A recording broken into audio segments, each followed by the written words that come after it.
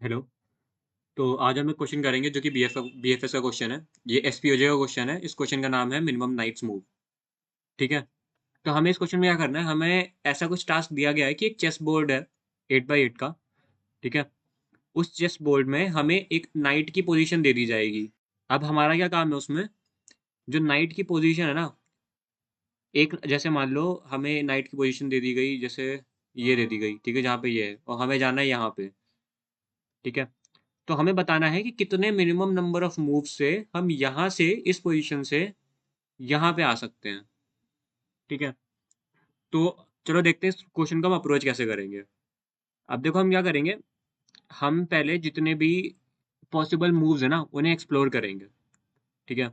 जैसे मान लो ये नाइट है तो यहाँ से यहाँ जा सकता है, यहाँ से यहाँ जा सकता है, यहाँ जा सकता है, यहाँ जा सकता है, इधर इधर इधर इधर इधर। मतलब टोटल पॉसिबल 8 मूव्स हो रहे हैं इस नाइट के लिए। ठीक है। अब देखने में बेसिक सा ग्राफ का क्वेश्चन लग रहा है ये, कि एडजेसेंट सेल्स हैं, हमें मूव करना है। नाइट मूव कर सकता है कितना, दो सेल सीधे और एक राइट में। ठीक है। फिर उसके बाद क्या करना है हमें, वहां से हमें फिर आगे देख सकते हैं कि यहाँ से यहाँ जा सकते हैं, इधर जा सकते हैं। तो लाइक ये जितनी भी पॉसिबल लोकेशन है ना, इन्हें एक्सप्लोर करना है बस।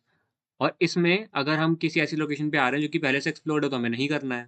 तो देखो हम इसे अप्रोच कैसे करेंगे। हम क्या करेंगे, हम एक बेसिक सा बीएफएस का फंक्शन लिखने की कोशिश करेंगे। उसमें क्या करेंगे, जो नाइट मूव कर रहा है ना, वो स्टेप्स रिकॉर्ड करेंगे। ठीक है।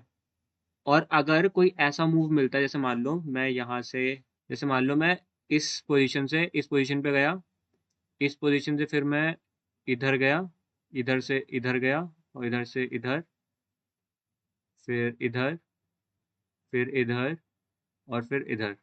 ठीक है। और यहाँ पे ही जाना था मुझे। तो total total number of moves कितने हुए, 1 2 3 4 5 6 7 8 और 9 मूव्स हो गए।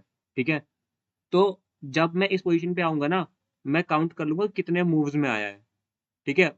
और यहाँ पे मान लो मैंने ग्लोबली लिख दिया आंसर के नाम से, इसे एक ग्लोबल वेरिएबल डिक्लेयर कर लूंगा आंसर के नाम से, उसे मैं इनिशियलाइज कर दूंगा इंट मैक्स से। ठीक है।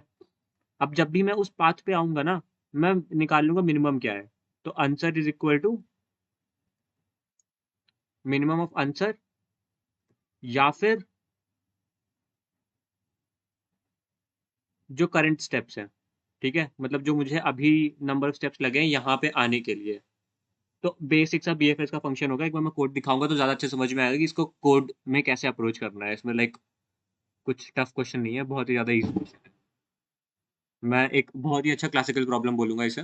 एक बार हम ये देख लेते हैं कि हमें इनपुट फॉर्मेट कैसा मिलेगा, क्योंकि इसका इनपुट फॉर्मेट है जो है वो हल्का सा डिफरेंट है। ठीक है।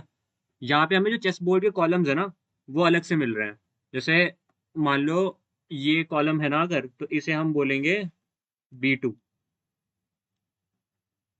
ठीक है। क्यों, क्योंकि ये बीथ एक्स एक्सिस है और वाई एक्सिस पे 2 है। ठीक है। तो थोड़ा सा इनपुट फॉर्मेट डिफरेंट है, उसको हम देखेंगे कैसे मैनेज करना है। बाकी तो काफी इजी क्वेश्चन है। एक बार कोड देख लेते हैं। तो हमने क्या करा, हमें दो स्ट्रिंग मिल रही है स्टार्टिंग और एंड, हमने उन्हें इनपुट ले लिया।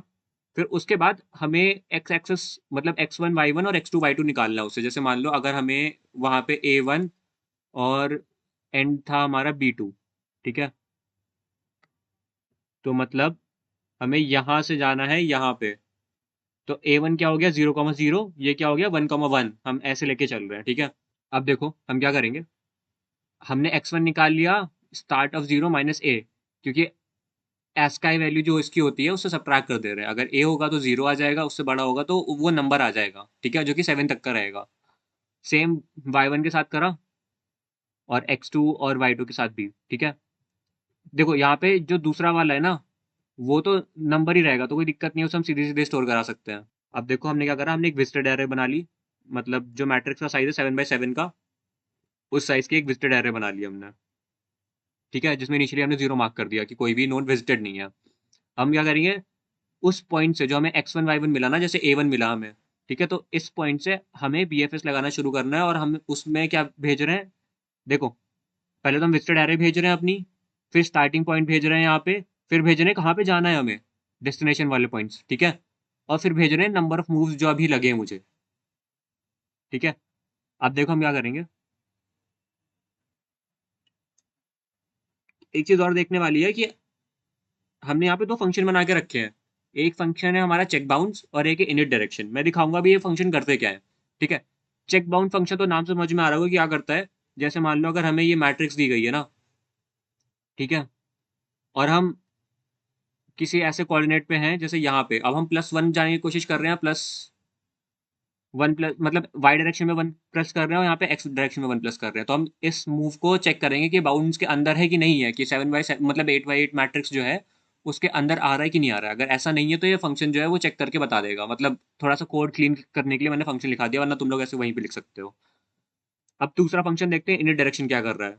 ठीक है, अब देखो हमारे पास जो 7/7 की मैट्रिक्स थी ना, उस मैट्रिक्स में 8 डायरेक्शन पॉसिबल है। ठीक है, ये मैंने उनको लिखने की कोशिश करी है। जैसे मान लो मैं बना के दिखाता हूँ थोड़ा सा, 7/7 की मैट्रिक्स नहीं, मैं छोटी सी मैट्रिक्स बना के दिखाऊंगा एक।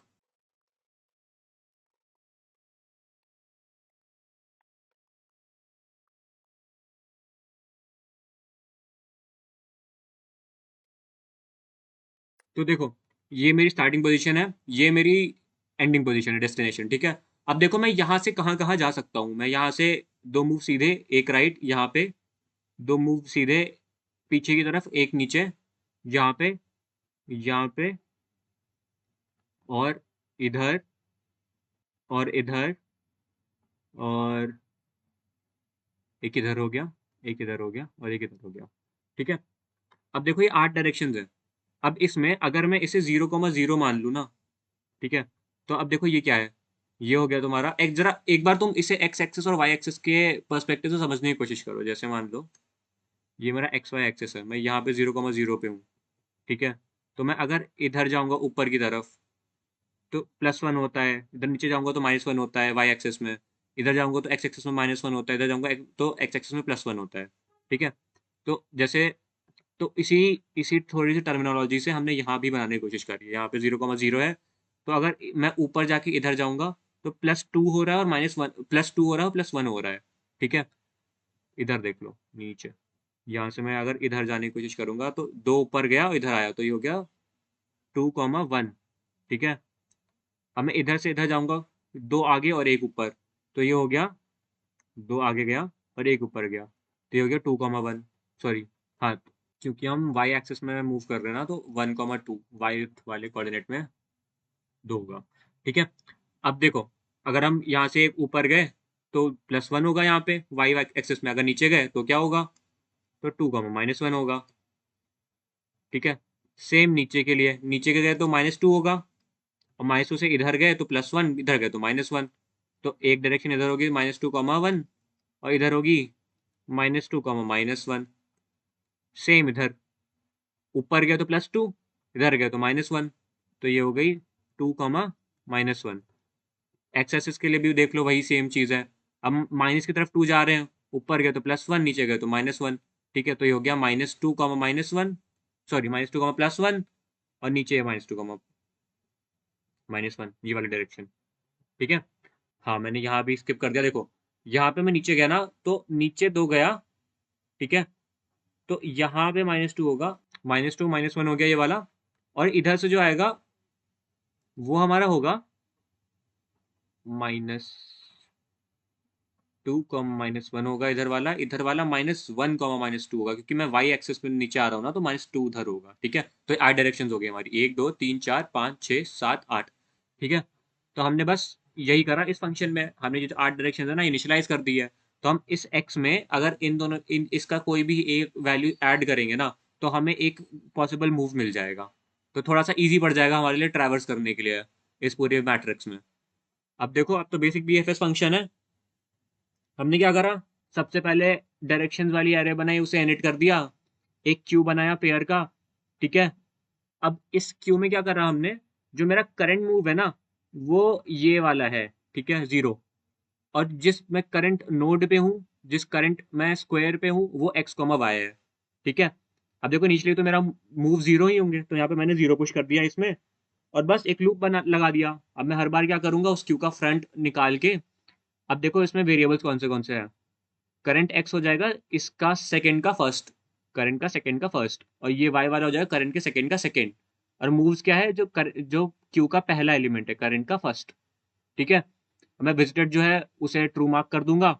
फिर उसके बाद क्या करूंगा, चेक करूंगा कि अगर मैं जिस कोऑर्डिनेट पे हूं वो डेस्टिनेशन कोऑर्डिनेट है, तो मेरा मिनिमम नंबर ऑफ मूव्स क्या हो जाएगा, वो हो जाएगा करंट मूव, मतलब ये जो सेकंड जो करंट का फर्स्ट निकाला मैंने वो, या फिर जो अभी मिनिमम मूव में वैल्यू है। अगर ऐसा है तो बस मैं डेस्टिनेशन में हूँ, इसके बाद मुझे उसके चिल्ड्रन पुश करने की जरूरत नहीं है, मैं कंटिन्यू कर दूंगा और क्यू के बाकी एलिमेंट्स जो है मैं प्रोसेस करूंगा।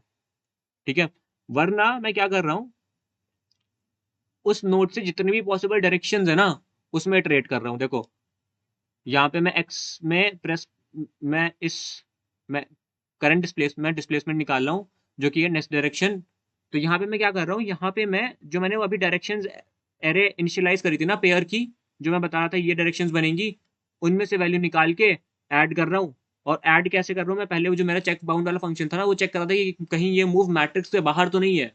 वो उससे चेक कर रहा हूँ कि कोई मूव बाहर तो नहीं है, मतलब ऐसा तो नहीं है कि पॉसिबल ही ना हो मूव। अगर ऐसा नहीं है तो बस मैं क्यू में पुश कर दे रहा हूँ मूव्स को एक इंक्रीज करके। बस बेसिक डीएफएस फंक्शन है जो कि चल जाएगा। एक बार हम इसे सबमिट करके देखते हैं कि कोड सही है कि नहीं। तो एक बार सबमिट करके देखते हैं क्या आता है आंसर इसका।